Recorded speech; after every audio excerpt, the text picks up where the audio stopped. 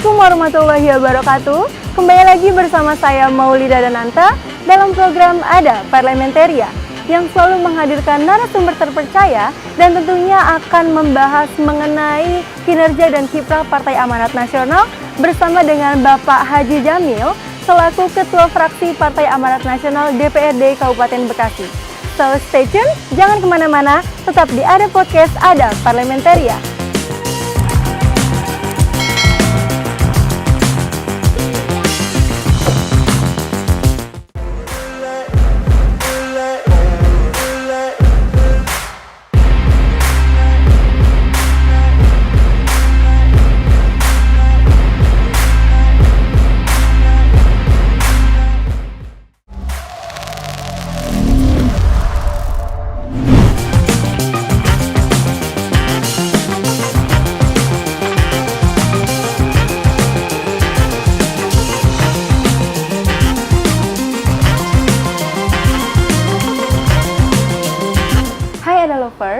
Saat ini saya sedang berada di gedung DPD Partai Amanat Nasional Kabupaten Bekasi.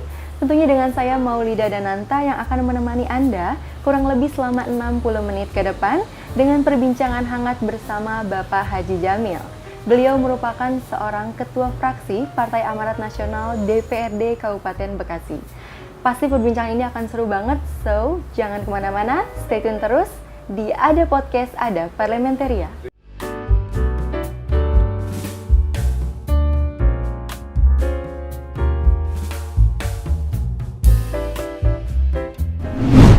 Dan saat ini saya sudah bersama dengan Bapak Haji Jamil. Assalamualaikum Bapak. Assalamualaikum warahmatullahi wabarakatuh. Masya Allah. Bapak ternyata aslinya lebih ganteng loh Pak dari di foto. Pasti itu. Udah 1000 orang yang bilang gitu. Oh bener, berarti aku nggak salah ya Nggak Pak. salah. Bapak nih auranya kayaknya seger banget, ceria banget. Kemarin sibuk apa Pak kemarin ini? Ya, sibuk urusan kantor, urusan masyarakat, kemudian juga urusan partai. Ya, dijalanin aja. Ada jalan-jalan gitu nggak Pak? Soalnya kayaknya cerah banget aku ngelihatnya. Ya semuanya, apapun pergerakannya dipakai, dinikmati jalan-jalan aja. Betul. Oke. Aku boleh izin panggil Bang Jamil aja Boleh. biar kita akrab gitu Pak? Boleh. Oke, sebelum nanti kita akan masuk ke pembicaraan yang lebih seru lagi nih Pak, aku mau tanya sedikit soal Bapak mengenai karir Bapak nih Pak untuk di bidang pendidikan sendiri dan kemudian di politik itu bagaimana Pak? Ya, saya di pendidikan tentu layaknya juga orang Indonesia ya. Iya. Pastinya pendidikan dasar menengah lanjut ke SMA. Tetapi saya memang di pendidikan dasar itu di madrasah. Oh madrasah. Madrasah, kemudian juga di SMP-nya juga di madrasah. Saya SMA, kemudian melanjutkan secara bertahap kuliah. Oh kuliah. Saat itu ambil jurusan apa Pak? Saya ekonomi dan juga sospol. Oh iya, ekonomi dan sospol. Di universitas mana Bapak itu? Nah di Unisma, tapi ya karena karyawan jadi sambung-sambung pindah-pindah. Oh iya betul. Baik. Kemudian untuk politiknya sendiri Bapak, bagaimana awal mula Bapak bisa terjun ke politik itu seperti apa? Apa emang sudah dari dulu sangat tertarik dengan dunia politik atau bagaimana? Ya. Sebetulnya itu ngalir begitu aja ya. Oh begitu. Ngalir. Cuma memang saya termasuk orang yang aktif ya di masyarakat. Dari sejak remaja juga sudah aktif. Kemudian ikut-ikutan lah dalam urusan bagaimana memfasilitasi kepentingan masyarakat. Kemudian juga membangun kebutuhan-kebutuhan yang ada di masyarakat, maka kenalah anggota DPRD. Oh gitu. Pada saat itu Pak Haji Buyung Irsal dari Partai Amanat Nasional di tahun kira-kira 2002. kenal. Nah, kemudian kita coba diskusi, ternyata alhamdulillah bisa manfaat, nyambung dengan masyarakat, Nah, dari situlah mulai. Berarti ketika selesai lulus dari universitas langsung ditekuni Pak dunia politiknya? Enggak, Kak, saya kalau perjalanan Sebelum ke politik? Pendidikan, kemudian juga politik, panjang itu. Kalau diceritain, jadi semua berbarengan. Oke. Berbarengan sambil sekolah, sambil kerja. Karena saya juga kalau boleh saya buka di sini tuh, saya ini pernah jualan asongan, saya pernah jualan es mambo. Saya pernah jadi kernet elok. Jadi banyak perjalanan. Iya. Itu saya lakukan sambil sekolah. Saya pernah bekerja di PT Pos, kantor pos, jadi pengantar surat, jadi pelayan masyarakat. Jadi panjang. Jadi bukan saya aktif di politik setelah saya kuliah, bukan. Tetapi perjalanannya begitu saja. Sambil sekolah, sambil aktif. Sambil kuliah, sambil aktif. Dan saya kuliah itu kan sudah 2009 saya baru mulai kuliah. 2009. Nah, jauh tuh udah banyak.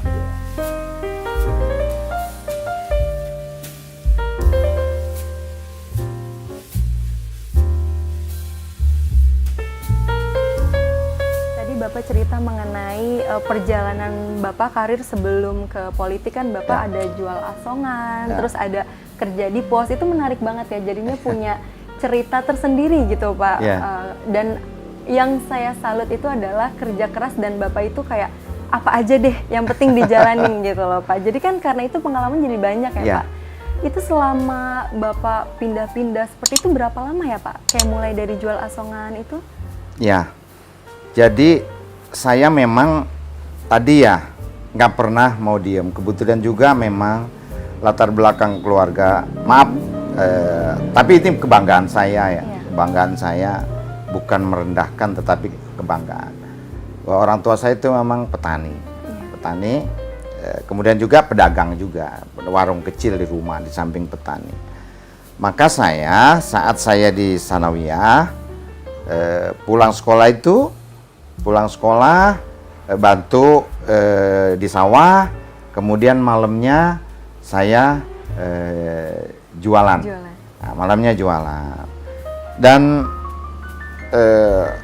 saya pun perlu saya sampaikan, ini untuk motivasi ya buat teman-teman muda sekarang. Saya juga setelah lulus Sanawiyah tingkat SMP itu saya sempat putus sekolah.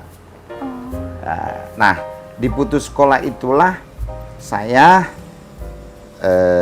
jual es mambo yang termos panjang tuh ya, asongan rokok gendong. Oh iya, tahu. Di tempat hiburan di perkampungan ya, itu sebelum saya kerja di kantor pos. Nah, setelah itu karena saya aktif tadi ya, saya aktif di masjid, di musola saya aktif. Kemudian saya punya guru kerja di kantor pos. Akhirnya ditanya, mau nggak kerja di kantor pos? Saya nyatakan mau. Tahun 87 saya masuk di kantor pos. 87. Karirnya banyak lah. Udah dari pengantar surat, kemudian sampai di loket, sampai dipercaya menjadi koordinator pembagian konversi tabung gas yang 3 kg dulu itu ya. Wah, keren banget Pak. BLT sampai sebetulnya bukan jabatan saya, tapi kepercayaan pimpinan. Saya disejajarkan dengan manajer. Padahal saya golongan rendahan. Nah, saya di kantor pos, masuk di kantor pos, maka saya di situ juga akhirnya sekolah. Melanjutkan SMA. Malam hari. Pulang kerja, sekolah lagi SMA malam hari kalau Mama Lydia tahu tuh di belakang Rumah Sakit Mitra Barat itu ada SMA 2 Kota Bekasi. Nah, saya sekolahnya di situ. Di situ. Kerjanya di Pasar Baru, kantor pos Pasar Baru Bekasi, depan Strada. Jadi itu dijalanin aja terus. Dijalanin. keren loh Pak, maksudnya Bapak bisa membalikkan keadaan gitu dari yang seperti itu langsung. Ya pastinya itu mah Allah punya urusan ya. Iya. Allah punya urusan. Tetapi ya begitu. Bahkan saya bangga saya bisa menjadi bagian kantor pos yang nganter surat pakai sepeda. Oh iya, itu zaman dulu banget ya. 90-an lah. Iya. Tahun 90-an. Saya Jadi ngerasain itu sebentar aja sih Pak, cuman tahu sedikit. Tahu. Oke, menarik sekali loh ceritanya ini Pak. Terus Pak, setelah Bapak kerja di kantor pos itu kan Bapak melanjutkan sekolah lagi. Ya. Itu sudah semenjak saat itu aman Pak, lancar terus sekolahnya? Ya biasa. Sampai lulus? Ya sampai lulus, cuma tadi, ya kan kalau kelas karyawan gitu. Bagaimana kita juga fokus pada pekerjaan, kita juga fokus pada sekolah ya. Kemudian juga fokus sama keluarga.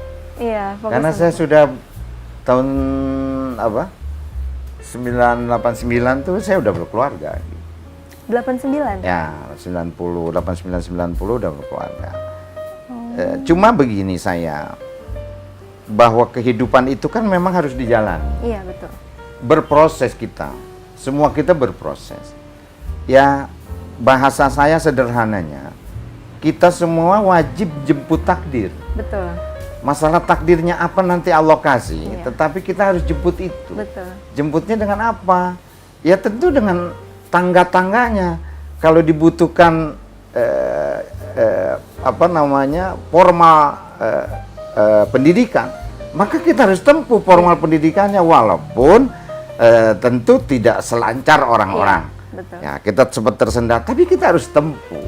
Bahwa formal saya harus berpendidikan SMA harus ditempuh. Karena kalau nggak ditempuh juga nggak bakalan dapat formalnya. Nah, kemudian bagaimana kita juga dikenal oleh masyarakat, tentu tangganya adalah kita harus aktif, ambil bagian di setiap kegiatan masyarakat. Nah, di situ nanti akan dikenal oleh masyarakat. Nah, maka saya nggak nyangka bahwa apa yang saya upayakan di masa kecil, remaja sampai dewasa itu, ternyata Allah kasih saya kesempatan untuk menjadi anggota DPRD Kabupaten Bekasi. Ya, sudah 3 periode dan pengalaman kehidupan itu sangat manfaat. Bagaimana saya bisa membaur dengan masyarakat, bagaimana saya bisa merasakan sulitnya membangun diri, membangun lingkungan, membangun keluarga, bagaimana juga sulitnya kita berjuang untuk pembangunan di masyarakat. Ternyata itu menjadi tugas saya sejak tahun 2009. Nah, sehingga ibarat baut dengan mur gitu, saatnya tuh ketemu. Sudah. Sehingga saya alhamdulillah menjabat anggota DPRD, tidak banyak mendapatkan kesulitan apapun, baik di tengah masyarakat maupun bagaimana kita komunikasi dengan pemerintah daerah dan unsur-unsur yang lainnya.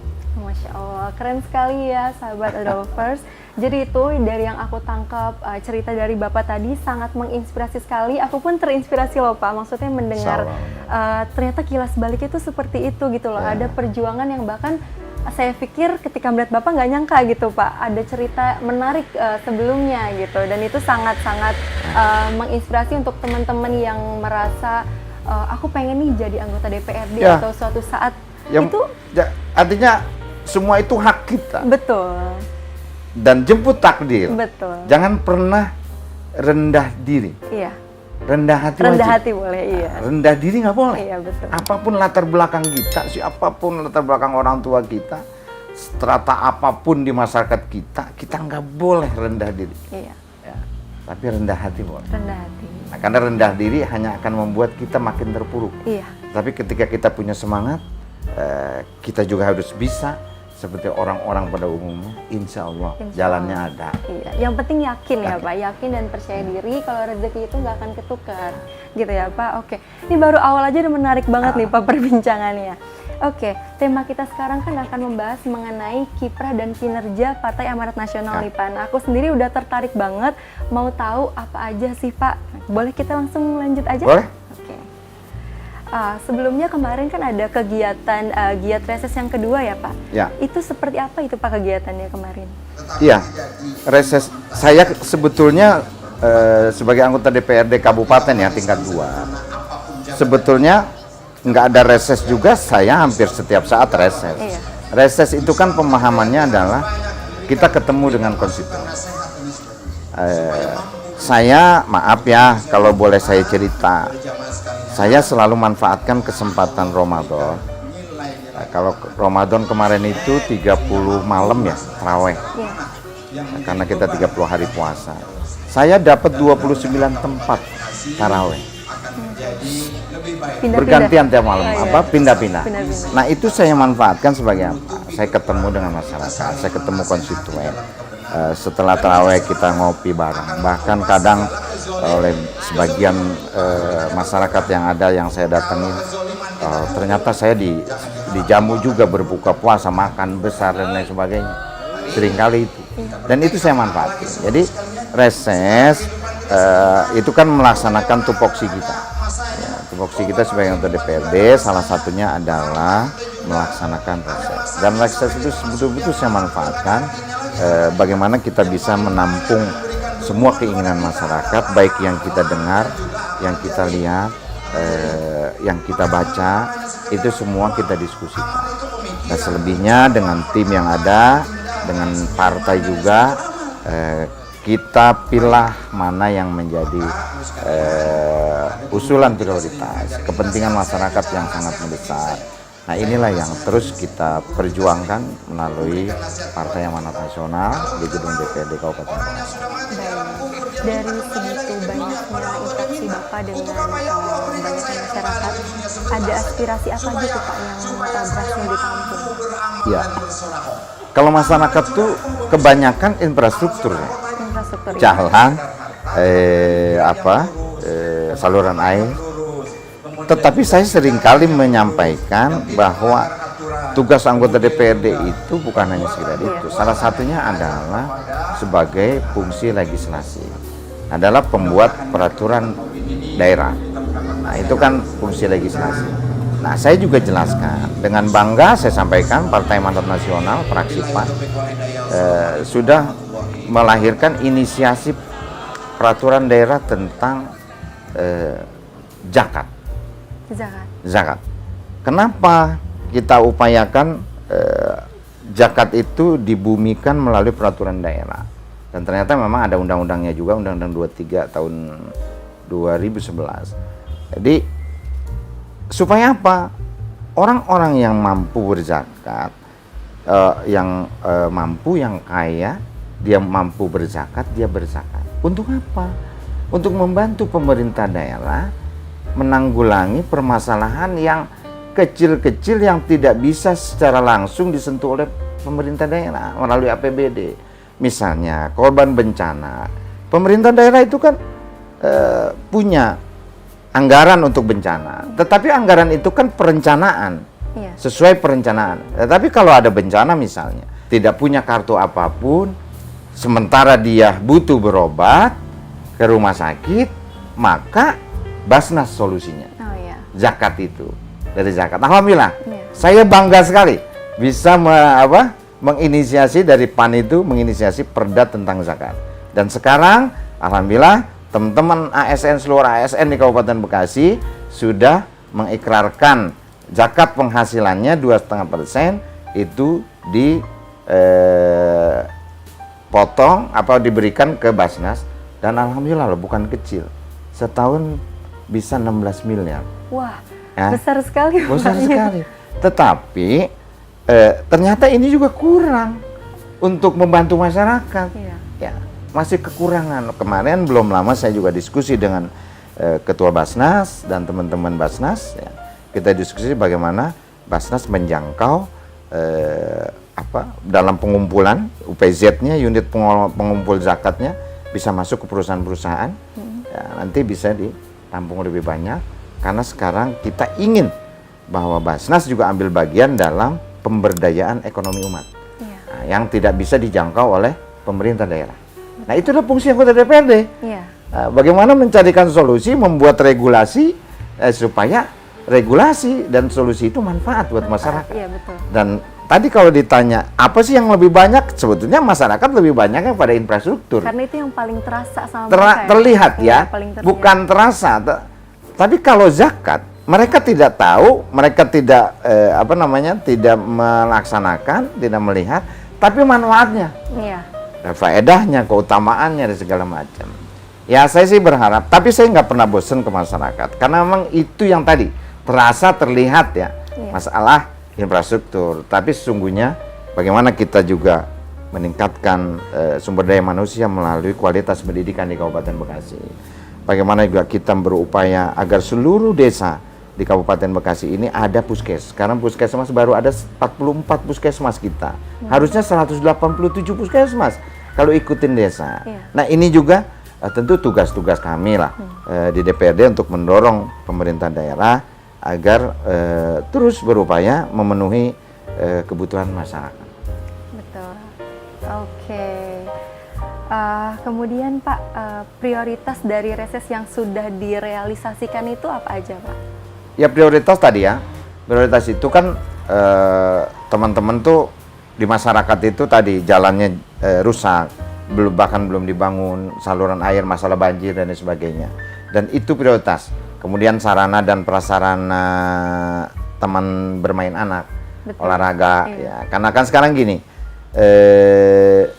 kalau mau rekreasi, ya misalnya ke Jakarta ada taman mini, ada Ragunan, kan bukan hanya bicara pemborosan ekonomi, biaya bukan, tapi juga kan sekarang macetnya dan lain sebagainya. Maka kita, Pemda, ya tentu saya sebagai anggota DPRD harus mendorong bagaimana tempat-tempat bermain anak, lapangan-lapangan olahraga di lingkungan-lingkungan yang sudah ada pasos-pasok, sehingga itu bisa dimanfaatkan arena bermain, ya buat jogging bapak-bapaknya, buat bermain anak-anaknya, itu, ya. Oke, baik. Nanti akan lebih banyak lagi Pak pertanyaan-pertanyaannya. Tentunya ada lovers, kita akan lebih mengupas tuntas lagi mengenai PAN. Jangan kemana-mana, tetap bersama kami. Ada podcast, ada Parlementaria.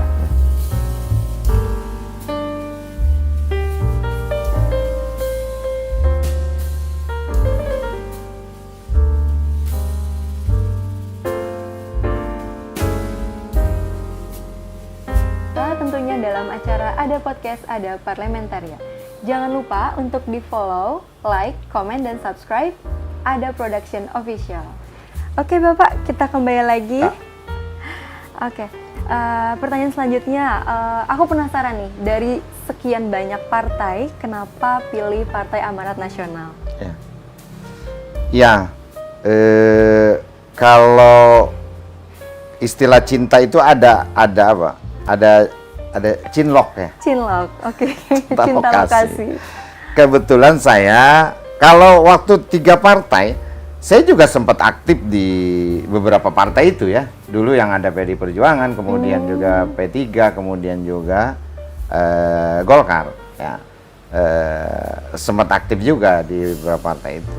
Tapi kebetulan saya kenal tadi anggota DPRD dari Partai Amanat Nasional. Kemudian deket-deket, dan ada chemistry perjuangan. Oh sama nih, saya maunya gini, saya mau gini. Ternyata di PAN juga bisa.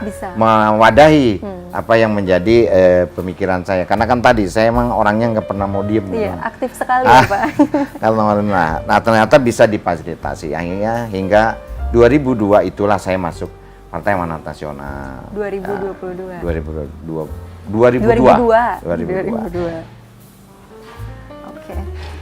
Berarti sebelum PAN itu ternyata Bapak udah pernah coba di partai lain? Ya, ikut-ikut aja. Simpatisan aja. Gitu, simpatisan. Cuman ternyata seraknya di sini gitu ya Pak. Nah, maka ketika saya di PAN, langsung saya terpilih menjadi ketua ranting tingkat desa. Ketua ranting itu apa? Oh, jadi betul. Ketua tingkatan partai. Oh, tingkatan partai. Struktur partai di tingkat desa itu ranting namanya. Ranting. Nah, saya pernah jadi ketua ranting di tingkat desa. Itu 5 tahun. 5 tahun. Nah, kemudian naik lagi jadi jadi sekretaris cabang tingkat kecamatan. 5 tahun naik lagi jadi pengurus DPD. Jadi selalu naik ya Pak, keren sekali. Oke, sekarang kan Bapak ini jabatannya Ketua Fraksi Partai Amanat Nasional Kabupaten Bekasi. Itu kan pasti selama menjalankan tuh ada keluh kesahnya gitu Pak. Itu boleh diceritakan Pak gimana? Jadi sebetulnya kalau keluh kesah itu saya pikir apa ya? Kita itu semua nggak boleh masuk kepada ranah keluh kesah ya. Karena apa yang kita jalani sekarang ini adalah pilihan hidup kita. Betul. Pilihan status kita. Nah, yang saya rasakan itu bagaimana ketua fraksi itu mengharmonisasi garis perjuangan partai dengan kebijakan pemerintah daerah. Nah, kalau pemerintah daerah ada kebijakan, terus garis perjuangan partai kita sebetulnya di mana adanya. Nah, inilah. Jadi sebagai ketua fraksi kita mengharmonisasi ini. Kemudian juga mengharmonisasi, melakukan diskusi dengan fraksi-fraksi lain. Ya, bagaimana terhadap kebijakan ini kan di Pemda itu ada kebijakan anggaran, ada politik anggaran. Bagaimana keberpihakan anggaran Pemda Bekasi itu terhadap dunia pendidikan. Bagaimana keberpihakan terhadap bidang kesehatan, bidang yang lain. Nah, ini kan harus diharmonisasi. Betul. Apa yang partai temukan di masyarakat melalui pengurus partai. Oh, di sana ada masyarakat yang jalannya rusak. Oh, di sana ada yang belum punya sekolah. Oh, di sana ada yang kesehatan berobat aja susah. Nah, ini kan garis perjuangan partai. Nah, maka kami apalagi saya sebagai ketua fraksi itu harus mengharmonisasikan dengan program Pemda. Sehingga perjuangan partai, karena perjuangan partai adalah perjuangan rakyat. Betul. Maka PAN itu kan tagline-nya sekarang kan bantu rakyat. Jadi kita harus bantu rakyat. Bantu rakyat itu bukan konotasinya rakyat dibagi-bagi uang, itu kan bukan bantu namanya. Itu menyawer. Iya, betul. Tapi bantu rakyat adalah apa sih sebetulnya yang diinginkan oleh masyarakat. Oke. Kemudian Pak, untuk program kerja fraksi PAN sendiri bagaimana? Ya, program kerja kita itu kan tadi kita minta kepada semua fraksi, anggota fraksi itu untuk selalu turun di masyarakat. Tempat apalagi misalnya ada masyarakat yang duka, yang meninggal, yang sakit. Kemudian juga ada ke pusat-pusat keramaian masyarakat. Ya, di tempat-tempat ngobrol.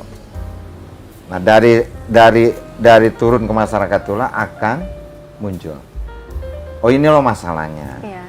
Sehingga kita sebagai perwakilan masyarakat akan punya titik titik yang harus diperjuangkan tuh ada. Karena kita turun ke masyarakat.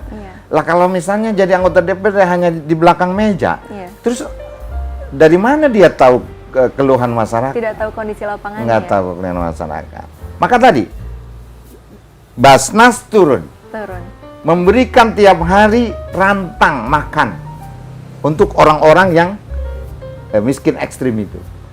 Jadi nyambung terus nih, ya masalah, solusi yang kita ada dari kenyataan lapangan. Ya tadi, ya kalau orang boleh saja beranggapan. Ya tergantung pemikiran, konotasi berpikirnya tentang janda, tentang apa. Tapi kalau kita positif berpikirnya, oh mungkin saja dia perlu dibantu dan ternyata banyak. Iya, betul. Berarti mengenal masyarakat secara langsung itu penting sekali ya Sangat Pak, penting. supaya targetnya itu sampai gitu teman-teman. Oke, ini masih banyak yang pengen aku tahu nih Pak, dan pembicaraan kali ini akan lebih seru lagi. Jadi buat Ada Lovers jangan kemana-mana. Tetap di Ada Podcast, Ada Parlementarian.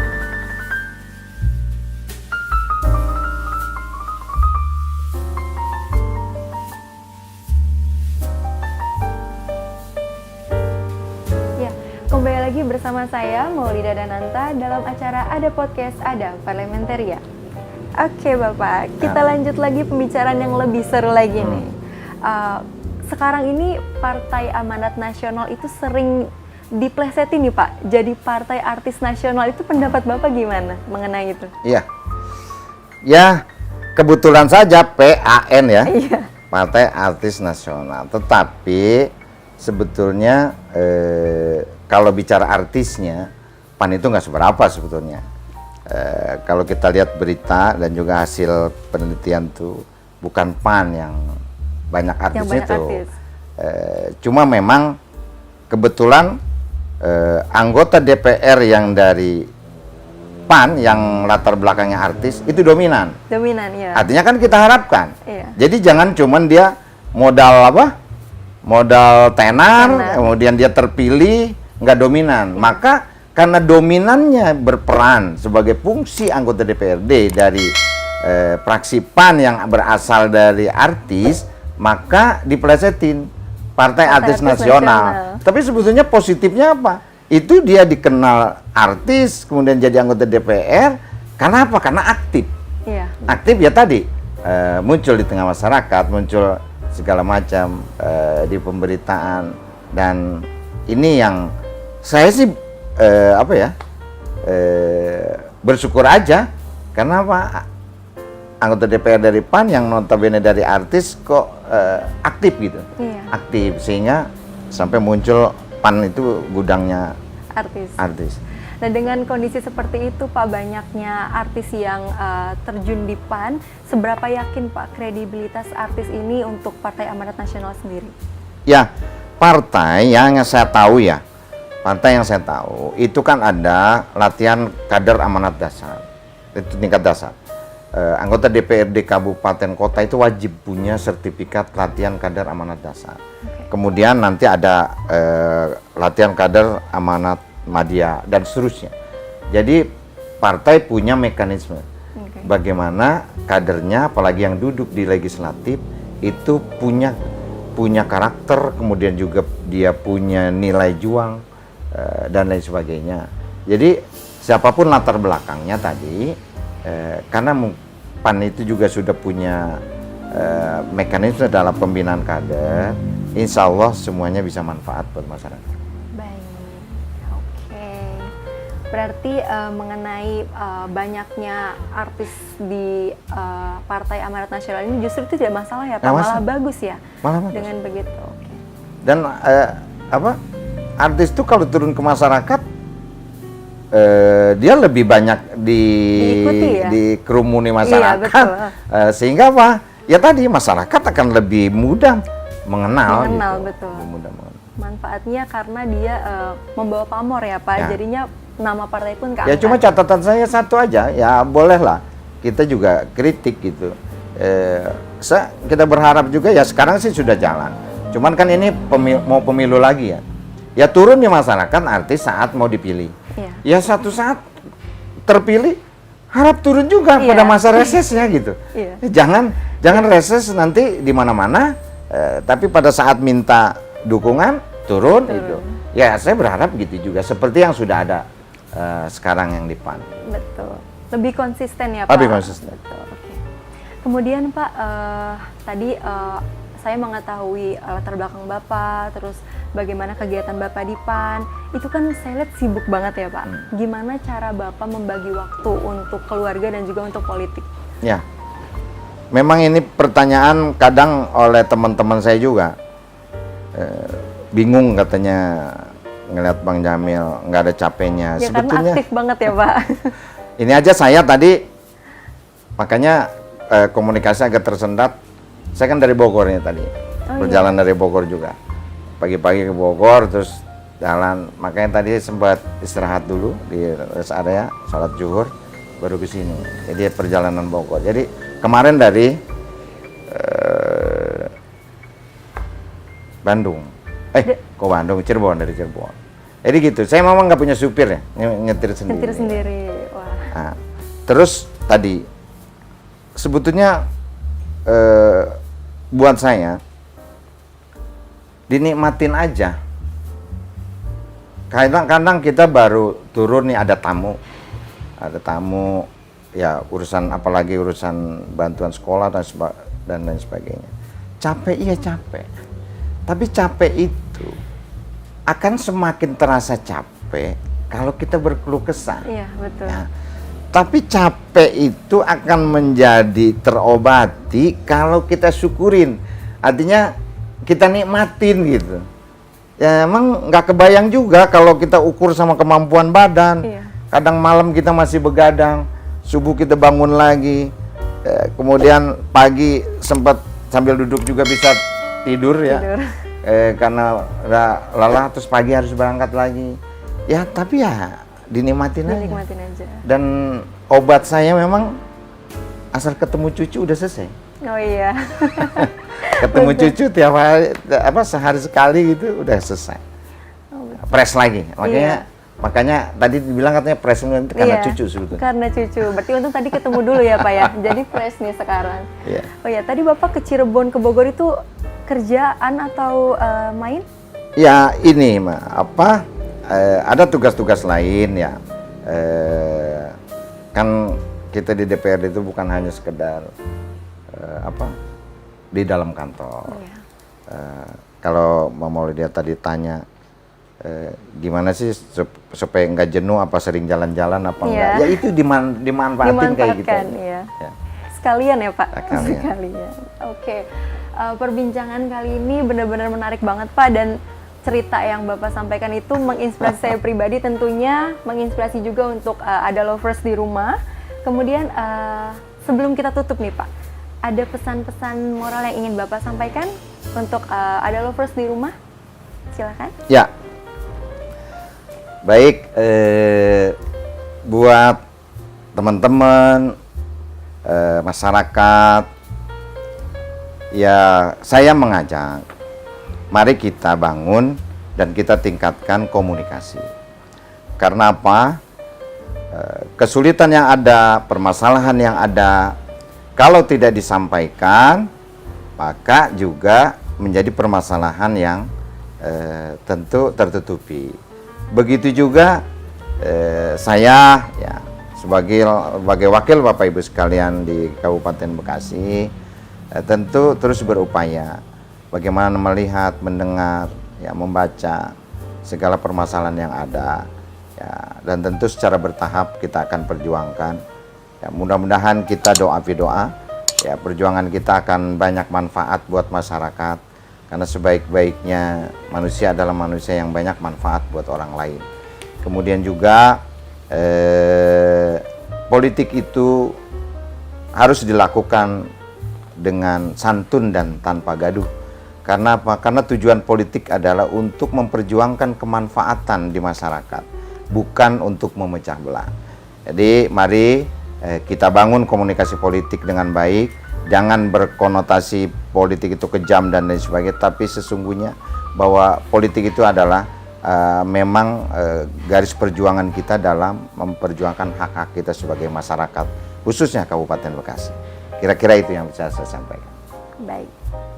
Itulah dia perbincangan hangat dan juga sangat insightful sekali ya Pak Jamil ya. Terima kasih sudah meluangkan waktunya untuk saya dan juga Ada Lovers di rumah. Sangat bermanfaat sekali. Terima kasih Bapak. Itulah perbincangan hangat bersama dengan Bapak Jamil selaku Ketua Fraksi Partai Amanat Nasional Kabupaten Bekasi. Tentunya nanti akan menghadirkan kembali narasumber-narasumber yang terpercaya dan juga menarik dan juga menginspirasi. Tentunya hanya di Ada Podcast, Ada Parlementaria. Saya Maulida Dananta bersama Bapak Haji Jamil serta kru-kru yang bertugas pamit undur diri. Wassalamualaikum warahmatullahi wabarakatuh.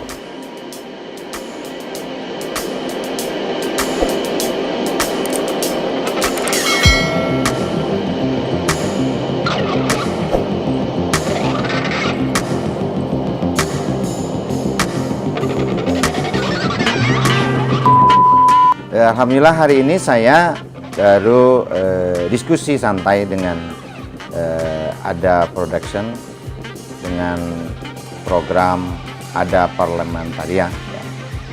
Saya apresiasi sekali kegiatan ini ya, dan tentu kegiatan ini bukan hanya harus berjalan, harus ditingkatkan ke depan. Karena apa? Masyarakat perlu tahu. Ya. Masyarakat perlu tahu apa tupoksi anggota DPRD, kerjanya ngapain aja itu wakil rakyat ya. Nah ini terus pandangan-pandangan dan lain sebagainya. Ini kan jarang tersosialisasi nih, kecuali masyarakatnya turun, DPRD-nya turun. Nah, melalui media ini saya berharap ini bisa menjadi edukasi buat masyarakat, sehingga pada saat ketemu anggota DPRD-nya, masyarakat bisa loh ada bahan diskusi juga dengan anggota DPRD. Selamat ya buat Ada Production. Mudah-mudahan tentu di masa yang akan datang bisa lebih kuat lagi, lebih besar lagi, lebih meningkat lagi, sehingga bisa menjembatani kepentingan masyarakat dan juga parlemen yang ada.